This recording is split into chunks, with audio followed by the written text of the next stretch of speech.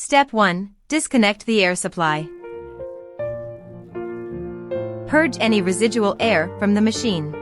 Step 2. Open the rear cover panel. Remove the 4 screws securing the cleaning bracket on the slider. Take out the cleaning bracket. Step 3. Disconnect the air hoses from both ends of the cylinder. Remove the bracket screws from both ends.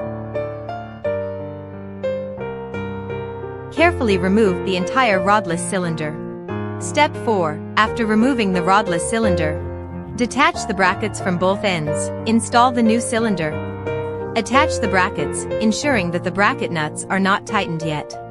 Tighten them only after the assembly is mounted on the machine to prevent incorrect alignment. Step 5. Reinstall the rodless cylinder and cleaning bracket.